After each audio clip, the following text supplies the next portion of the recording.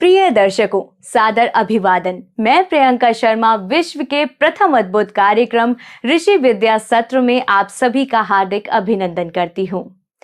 दर्शकों, आपने ये तो सुना ही होगा कि प्राचीन काल के ऋषि मुनियों ने हजारों वर्ष की अखंड तपस्या करके न केवल भगवान के दर्शन किए वरन मानव कल्याण हेतु अद्भुत विद्याएं भी प्राप्त की, जिन्हें वे दुखी, पीड़ितों और अपूर्ण कामना वालों को प्रदान कर उन्हें सफल मनोरथ कर देते थे। लेकिन खेद, भौतिकता की अंधी दौड़ और वैज्ञानिक आविष्कारों के अहंकार में व्यक्ति उन ऋषि विद्याओं को भूल गया है।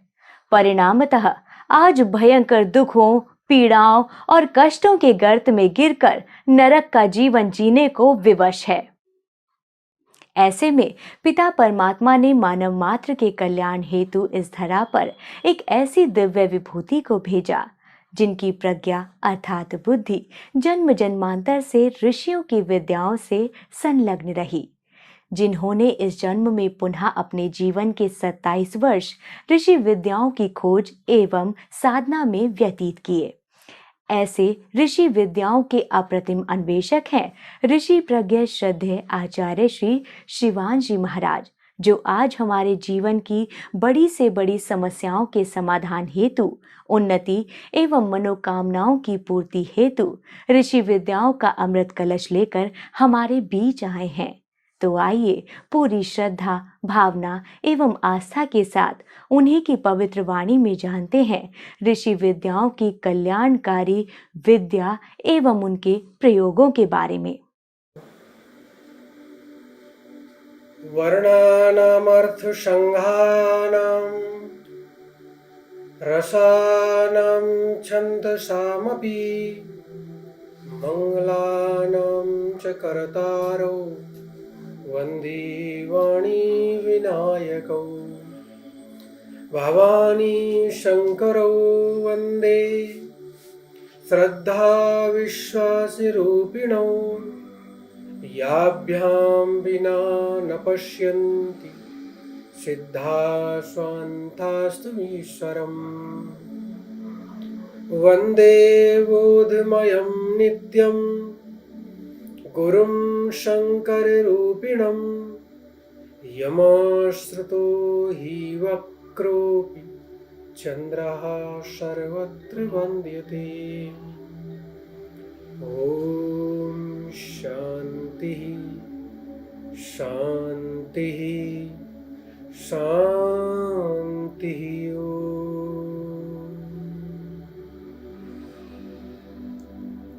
वंदनीय मातृशक्ति, धर्म जिज्ञासु सभी श्रद्धालु भक्तों, आज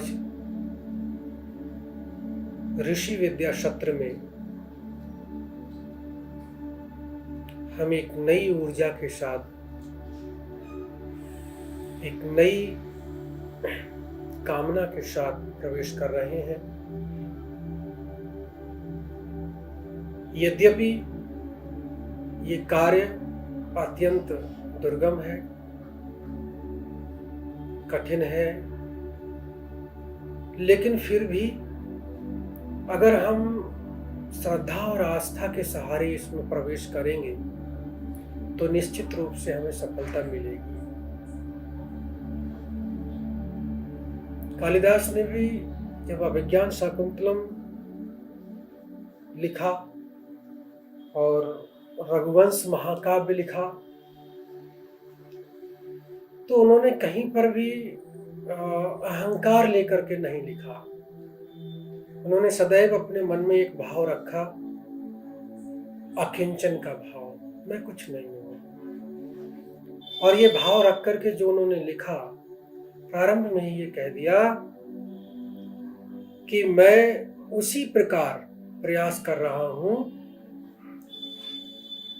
कि जैसे कोई छोटी सी पनसुइया नौका के द्वारा एक बड़ा समुद्र पार करने का प्रयास करे।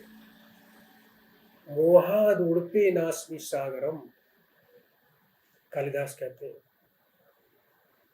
अब सोचिए कि इतना बड़ा विद्वान, इतना बड़ा ज्ञानी, और वो क्या कह रहा है, अपने लिए किस तरह बता रहा है।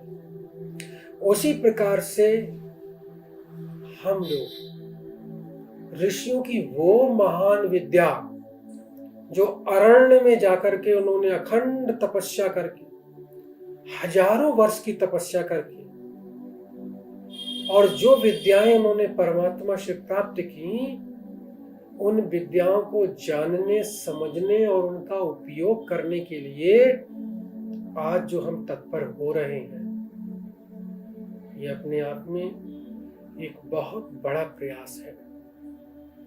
क्यों? क्योंकि कोई चीज वास्तव में करना या करने का दिखावा करना, इन दोनों में बहुत बड़ा अंतर होता है।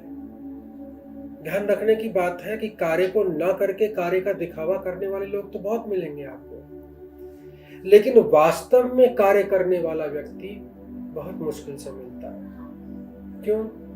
क्योंकि सफलता का कोई भी संक्षिप्त मार्ग नहीं होता है। और ये बात भारत के ही लोगों ने नहीं, विदेशियों ने भी मान लिया, और उन्होंने भी कह दिया इस बात के लिए कि there is no shortcut to success. सच्चाई है। अगर ऐसा है तो फिर हमें छोटे मार्गों को, या फिर किसी ने हमें बता दिया बस ये छोटा सा कर लो हो जाएगा, या मान लो आप कोई कार्य करवा रहे हो, यज्ञ अनुष्ठान हवन कुछ भी करवा रहे हो, कोई विधि विधान नियम, और आप कह रहे हो कि थोड़ा जल्दी कर दीजिए, थोड़ा टाइम थोड़ा कम है ना, देखो और भी काम है ना।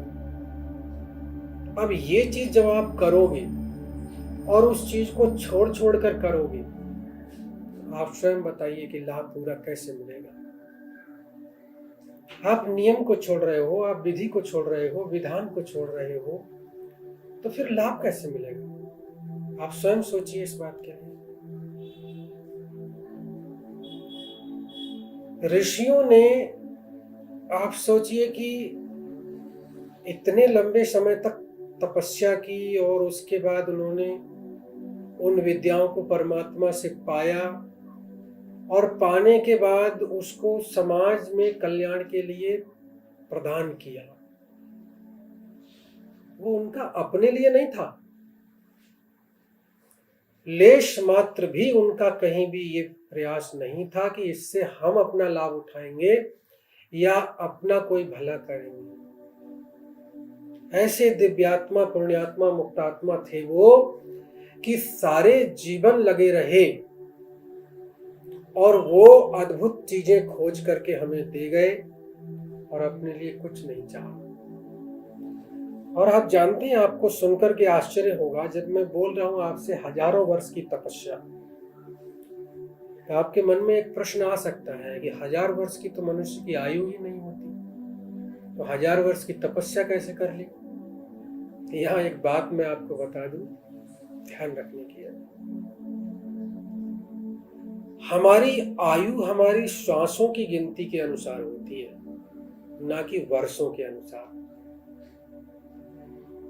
हम कितनी श्वास ले रहे हैं, तभी तो कहा जाता है ना, एक पुरानी कहावत जो है, बिना पढ़ा आदमी बोलता है, सब बोलते हैं, क्या कहते हैं, जब कोई आदमी चला जाता है इस दुनिया से, या मान लो जाने की स्थिति में हो, तो लोग क्या कहते हैं, बस वो सांसें पूरी कर रहे हैं, या चला गया तो कहते हैं कि उनकी सांसें पूरी हो गई। ये क्यों कहा जाता है? इसका मतलब ये है कि परमात्मा के यहाँ श्वासों की गिनती होती है। कितनी श्वासें आपको मिली हैं, उससे एक भी श्वास आप अतिरिक्त नहीं ले सकते, ये निश्चित बात है। प्रत्येक अंदर आने वाली श्वास बताती है जीवन है, और प्रत्येक बाहर जाने वाली श्वास बताती है कि जीवन नहीं भी है। इस सत्य को समझना आवश्यक है। तो ऋषि मुनि क्या करते थे? वो देहाभिमान से रहित हो जाते थे, मतलब शरीर को भूल जाते थे। अगर कोई व्यक्ति, देखिए आयु किसकी होती है? शरीर की। आयु आत्मा की नहीं होती है।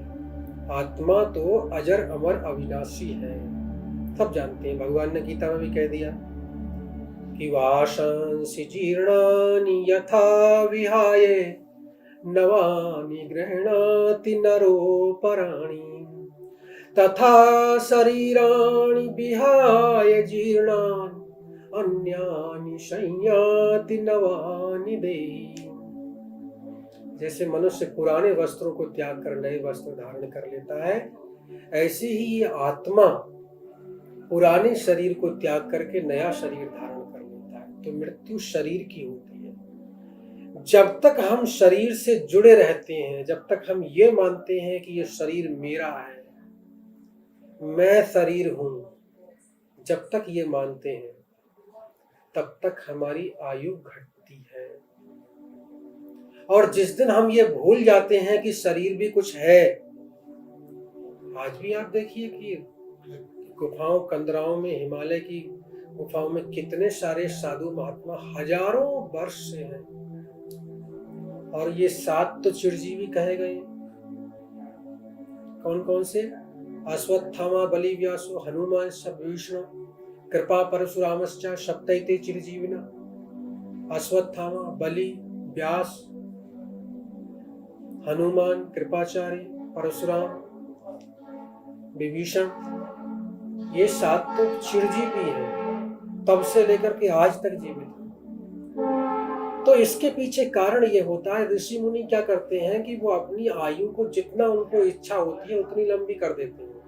उनके हाथ में होता है। क्या करते हैं? योग बल से अपनी श्वास को स्थिर कर देते हैं, स्तंभित कर देते हैं। जब श्वास को स्तंभित कर देते हैं, श्वास चलनी बंद हो जाती है, जीवित रहते हैं। और वर्षों तक कर देते हैं। जो छोटे छोटे होते हैं वो तो अपना 10-20 मिनट, आधा घंटा, 1 घंटा, लेकिन बहुत महान जो संत होते हैं, ऋषि होते हैं, वो वर्षों तक स्तंभित कर देते हैं श्वास को। जब श्वास स्तंभित हो जाती है, जितने वर्ष के लिए स्तंभित हो जाएगी उतने वर्ष की उसकी आयु बढ़ जाएगी। आदमी उतना ही अधिक लंबी आयु जिएगा। इसीलिए कहते हैं श्वास लंबी लेनी चाहिए। जो छोटी छोटी श्वास लेते हैं उनकी आयु जल्दी समाप्त हो जाती है, क्योंकि गिनती तो श्वासों की हो रही है ना। इसलिए दीर्घ श्वास लो हमेशा। प्राणायाम भी कराते थे, यही कहते हैं लंबा श्वास खींचो। अब खींचने के लिए कहा जाता है, लेकिन ऐसा नहीं है। ये भी ध्यान रखना है शरीर के हिसाब से। आपने बाबा जी ने कहा कि लंबा श्वास खींचो, और आपने खींच ही दिया पूरा, और वो खिंच गया तो वो वापस ही नहीं आएगा। ऐसा भी नहीं करना। श्वास लो, लेकिन अपनी क्षमता के अनुसार, जितना आप रोक सकते हो उतना रोको। तो ऋषियों ने इस प्रकार से अपनी श्वास को स्तंभित करके हजारों वर्ष तक तपस्या की, और तपस्या करके उन्होंने इस ब्रह्मांडीय ऊर्जा के माध्यम से, जो ब्रह्मांड में व्याप्त ऊर्जा थी, जिसने कण कण में व्याप्त होकर के जगत का कल्याण करने के लिए जो ऊर्जा अवस्थित है, परमात्मा की शक्ति स्वरूपा, उस ऊर्जा को उन्होंने अपने आभा मंडल में ग्रहण किया। और ग्रहण करने के बाद उस ऊर्जा शक्ति के द्वारा उन्होंने जगत का कल्याण किया। कोई कष्ट पीड़ित है, उस पर शक्तिपात कर दिया। शक्तिपात बड़ी महत्वपूर्ण चीज होती है।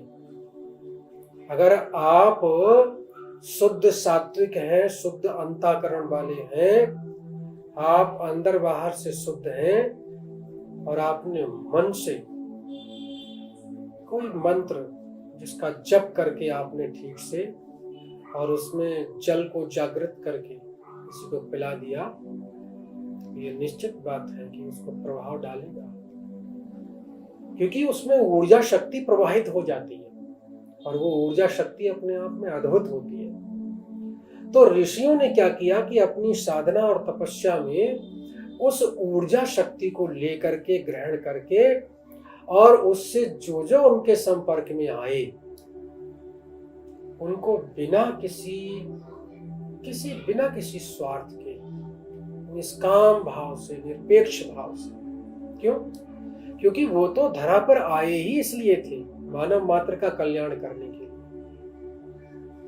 और उनका सिद्धांत तो बिल्कुल ऐसे रहा जैसे शास्त्र में कहा गया कि परोपकाराय फलन्ति वृक्षाः परोपकाराय वहन्ति नद्यः परोपकाराय दुहन्ति गावः परोपकाराय इदं शरीरम्।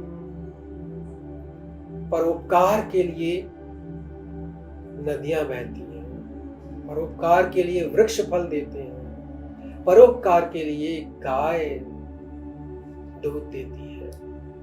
तो ये शरीर भी किस लिए है? ये शरीर भी परोपकार के लिए है। ध्यान रखना, अगर केवल अपने लिए, अपने परिवार के लिए जिंदगी जियोगे तो ये दायरे में सिमट करके रह जाओगे। दुनिया से जाने के बाद हो सकता है कि 10-20 दिन तक, महीने तक आपकी जो चित्र है उसके आगे नमस्कार प्रणाम किया जाए, माला चढ़ाई जाए। उसके बाद 6 महीने के बाद उस पर धूल आ जाएगी और अगले 6 महीने में बहू सोचेगी कि क्या ये लगे लगे धूल इस पे आ रही है, जाले आ रहे हैं, इसको हटाओ एक तरफ। और वो उठा करके उसको कहीं एक तरफ अलमारी के पीछे डाल देगी। समझ रहे हैं? ये होने वाला है और फिर सब भूल जाएंगे कौन आया था कौन नहीं आया। लेकिन आप उनको देखिए कि जो कब आए थे, कब राम हुए, कब कृष्ण हुए, बुद्ध, नानक, कबीर, रैदास, कितने ऐसे संत महापुरुष हुए जो इतने हजारों वर्ष पहले आए और आज तक लोग उन्हें जानते हैं। उसके पीछे कारण क्या है? वो अपने लिए नहीं जिए, केवल अपने लोगों तक के लिए नहीं जिए, वो जगत के लिए जिए।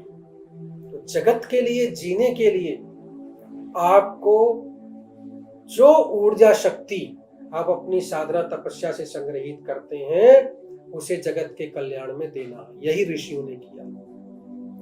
चलिए, अभी मान लो आप वो ऊर्जा शक्ति इतनी ग्रहण नहीं कर पाए हो कि जिससे आप जगत के लिए कुछ कर पाओ, लेकिन कम से कम जो ऋषि मुनियों ने ऊर्जा शक्ति ग्रहण की थी और करने के बाद उस शक्ति से जगत का कल्याण करने के लिए हम सबको दी वो शक्ति, कम से कम उससे लाभ तो उठा सकते हो। उससे लाभ उठाने के लिए तत्पर हो जाइए, उसकी वास्तविकता को समझिए, उसके महत्व को समझिए और समझने के बाद पूरी आस्था के साथ उसके साथ आप जुड़िए और फिर चमत्कार जीवन में देखिए। हमारा उद्देश्य यहाँ पर यह है कि चाहे कोई व्यक्ति ग्रहों के चक्र से दुखी है, चाहे कोई व्यक्ति काल सर्प दोष, पितृदोष से दुखी है, या घर में बुरी शक्तियों के प्रवेश के कारण दुखी है, या प्रारब्ध कर्मों के कारण उसके जीवन में संकट आ रहे हैं, किसी भी रूप में कोई किसी प्रकार की समस्या है, तो उस समस्या से उसे कैसे छुटकारा दिलाया जाए, और वो भी प्रामाणिक ऋषि विद्या के माध्यम से, ऋषियों की जो शक्तियां हैं अर्जित की हुई उनके माध्यम से। ये उद्देश्य है ऋषि विद्या सत्र का। इसमें एक एक विद्या को बहुत ही ध्यान पूर्वक खोजा गया है और खोज करके उससे निष्कर्ष निकाले गए हैं और उन्हें आगे लोगों को विधि पूर्वक देकर, समझाकर और उसके माध्यम से उनके जीवन में एक नई ज्योति लाने का जो प्रयास है, उसी प्रयास का नाम ऋषि विद्या सत्र है। इस सत्र में आपको अनेक ऐसे अद्भुत सूत्र मिलेंगे जिनको आपने अभी तक श्रवण ही ना किया हो। मैं आपको सूचित करना चाहता हूं कि जितने भी हमारे ऋषि हुए हैं, जैसे मान लीजिए आपके जाबाली ऋषि हुए, भारद्वाज हुए, वशिष्ठ हुए, विश्वामित्र हुए, अंगिरा हुए, सप्तऋषि का नाम तो आपने सुना ही है, और इसके अतिरिक्त आपके शंख हुए, लिखित हुए, ऐसे बहुत सारे ऋषि हुए हैं कि जिन्होंने लंबे समय तक तपस्या करके बहुत कुछ पाया।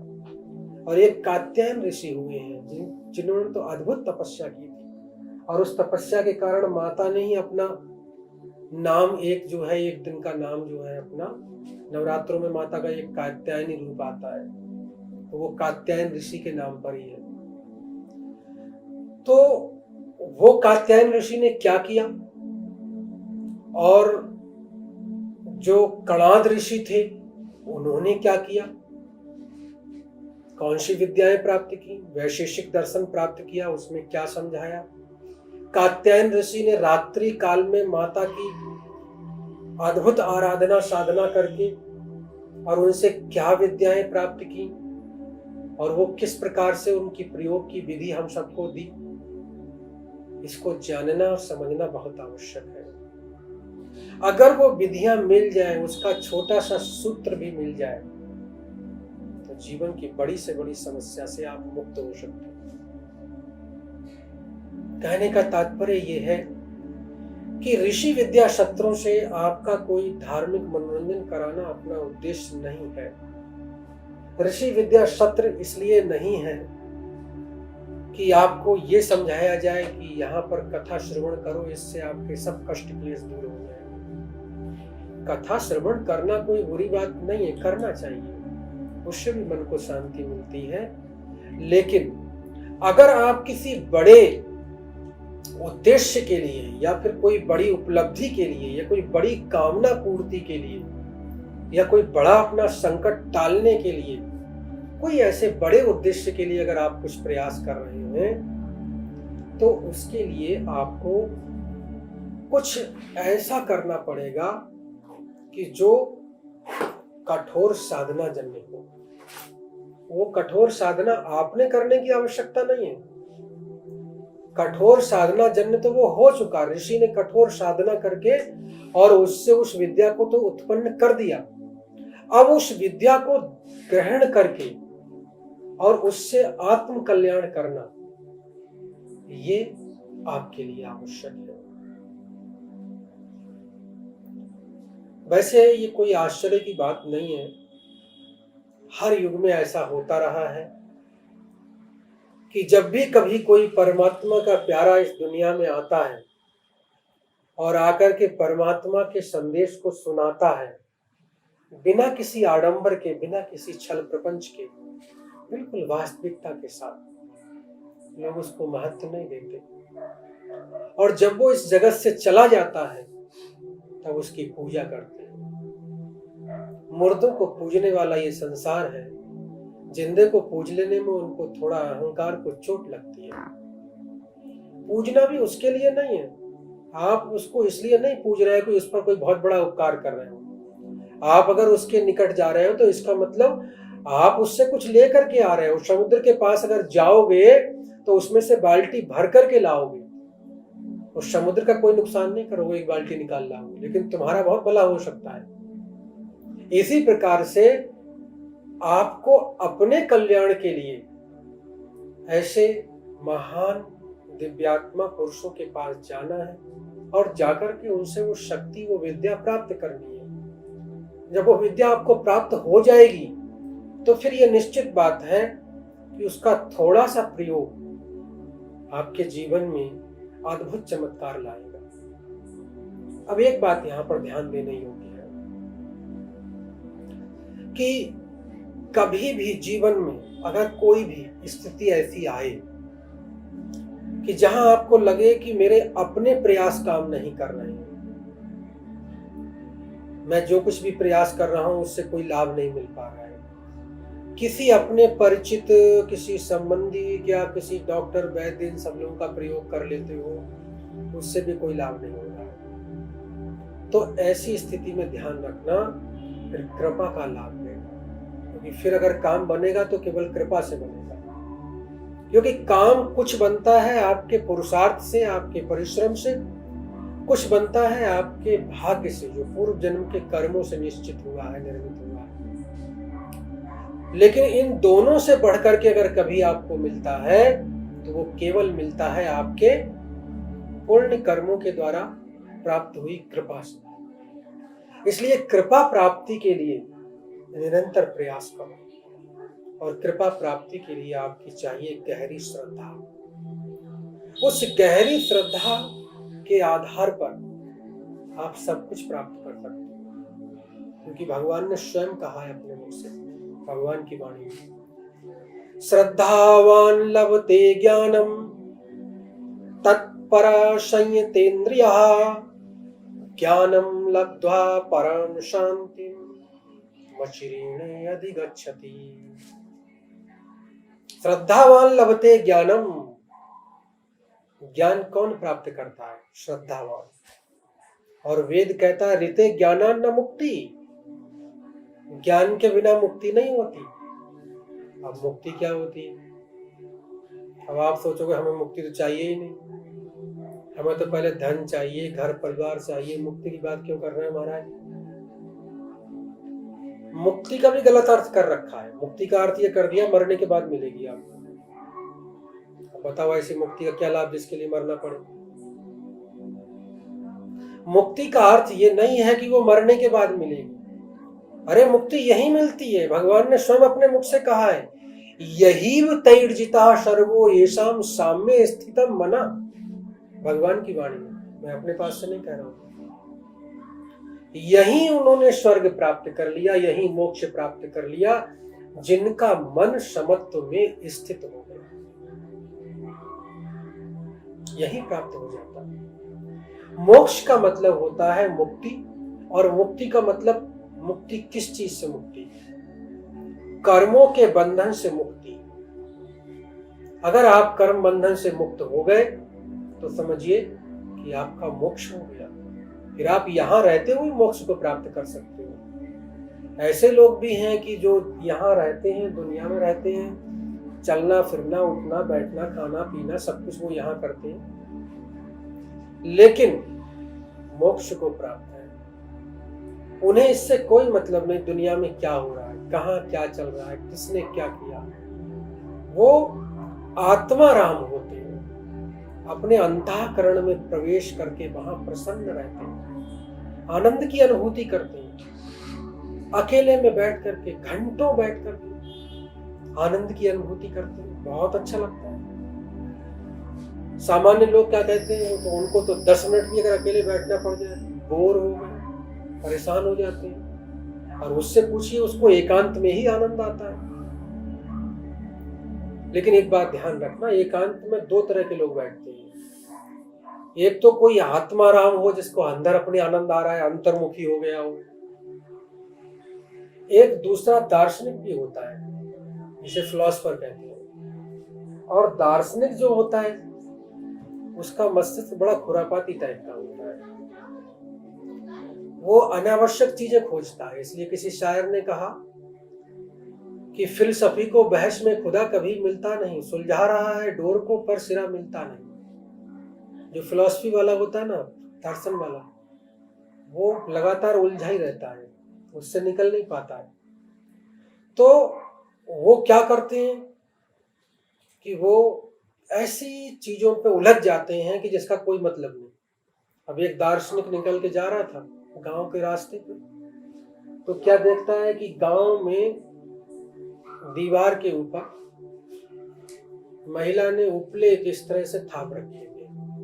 कंडे जो होते हैं ना गोबर के, उसके उपले जो है दीवार पे लगा देती है महिलाएं। उधर से वो निकला, उसने देखा, देख करके वो सोचने लगा कि यहाँ दीवार पर कैसे भैंस खड़ी हुई होगी, कैसे उसने इस पे गोबर किया होगा। अब वो घंटों बैठे बैठे सोच रहा है, ये तो हो ही नहीं सकता, भैंस दीवार पर खड़ी कैसे हो सकती है, दीवार सीधी है, मतलब ही नहीं इस चीज का। लेकिन फिर भैंस ने गोबर किया कैसे इसके ऊपर। अब घंटों बीत गए उसके लिए। गांव का एक बिना पढ़ा आदमी उधर से निकला, उसने कहा कि भाई साहब कैसे बैठे हो, बहुत देर से बैठे हो, मैं देख रहा हूँ आपके लिए सोचे जा रहे हो, आप क्या सोच रहे हो, कौन सी उलझन है। तो वो कहता है कि भाई मैं एक चीज सोच रहा हूँ, मैं दार्शनिक हूँ और मैं हर चीज की जड़ तक जाना चाहता हूँ। तो मैं ये सोच रहा हूँ कि इस दीवार पर भैंस कैसे पहुंची होगी, कैसे खड़ी होगी। वो हंसा, मुस्कुराया, बोले भाई साहब भैंस नहीं पहुंची, ये उपले जो है इनको बना करके और हाथ से थाप रखी है उसको ऐसे। बोले अच्छा ऐसे हुआ है, चला गया। अब ये तो व्यर्थ की उलझने हैं, ऐसी इस तरह की व्यर्थ की उलझनों में नहीं पड़ना है। ये कोई बुद्धिमानी वाली चीज नहीं है, तो आपको उस चीज का ज्ञान नहीं है इसलिए आप उसमें उलझ रहे हो। लेकिन बहुत चीजें ऐसी हैं कि जिनका आपको ज्ञान नहीं है, लेकिन उनका थोड़ा सा भी प्रयोग अगर कर लिया जाए तो जीवन में चमत्कार घटते हैं। भगवान ने पता क्या कहा है, ध्यान दीजिएगा। भगवान स्वयं अपने मुख से कहते हैं कि नेहा विक्रमनाशोस्ति प्रत्यवायो न विद्यते स्वल्पमप्यस्य धर्मस्य त्रायते महतो भयात्। यहां इस संसार में आपने अगर कुछ भी किया, कोई भी अगर आपने थोड़ा सा भी अच्छा कार्य, शुभ कार्य, पुण्य का कार्य किया और फिर आगे नहीं कर पाए तो वो व्यर्थ नहीं जाता। महिलाओं को एक बहुत बड़ी जो है ना भ्रम की स्थिति रहती है, विशेषकर महिलाओं को। जैसे उन्होंने संकल्प लिया कि 16 सोमवार का व्रत रखना है, अब संयोग से नहीं रख पाई, बीच में टूट गया, वो बहुत परेशान हो जाती है कि अरे अब पता नहीं क्या हो जाएगा, तो टूट गया हमारा बीच में। अब बताओ, भगवान का क्या इतना ही काम है कि डंडा लिए बैठे पड़े हैं कि तुमने व्रत तोड़ा तो तुम्हारे पीछे पड़ जाएंगे? ऐसा कुछ नहीं है। आप कार्य करो, अच्छे कार्य करो। भगवान ने कहा जितना तुम कर लोगे उसका अभिक्रम नाश नहीं होता है, जितना कर लोगे उसका लाभ तो तुम्हें मिलेगा ही मिलेगा। लेकिन अगर तुम आगे नहीं कर पाए, प्रत्युवायो न विद्यते, उसका प्रत्युवाय नहीं होता, मतलब उल्टा नहीं होता, कुछ भी रिएक्शन नहीं होता।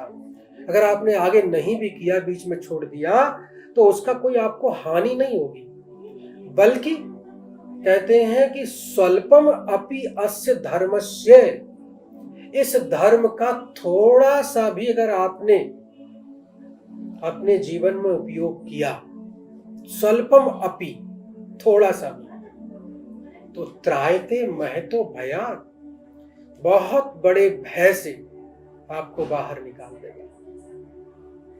अब ये भगवान की वाणी है, इसको जब पढ़ोगे गीता तभी तो मिलेगी। अब आप अगर पढ़ ही नहीं रहे हो तो फिर कहां से मिलेगी? अब नहीं पढ़ रहे हो तो कहीं किसी से पूछ लो, लेकिन संदेह शंका के भंवर में फंस करके जिंदगी को नष्ट मत करो। ये बात समझनी आवश्यक है। इसलिए इन ऋषि विद्याओं को अब आपको ठीक प्रकार से समझना है, समझ करके अपने लिए और अपनों के लिए प्रयोग करना है, क्योंकि ये आपके लिए महाकल्याणकारी है। एक भूमिका के रूप में अभी आपको बताया, अभी इन विद्याओं की अलग अलग चर्चा करनी है, वो अगले सत्रों में की जाएगी। तो आप लोग उन सत्रों का भी लाभ लीजिए और उनमें जो चीज बताई जाए, जो सिद्धांत आपके सामने रखे जाए, उनका लाभ लीजिए और अपने जीवन को सफल बनाइए। ओम शांति। दर्शकों, मानव कल्याण के इस विशेष कार्यक्रम में ऋषि प्रज्ञ श्रद्धेय आचार्य श्री शिवान जी महाराज के श्रीमुख से आप सभी ने ऋषियों की कल्याणकारी विद्याओं के ज्ञान के सागर से आत्म कल्याण के मोती प्राप्त किए और जाना ऋषियों की पवित्र ईश्वरीय विरासत के बारे में कि वो हमारे लिए, हमारे जीवन के लिए कितनी अद्भुत संजीवनी है। हमारे इस विशेष कार्यक्रम ऋषि विद्या सत्र के आगामी सत्रों में पूज्य महाराज श्री आप सभी को ऋषि विद्याओं के प्रयोग और उनके स्वरूप से और भी परिचित कराते रहेंगे। तब तक के लिए सादर नमन और देखते रहिए 7 वंडर्स टीवी।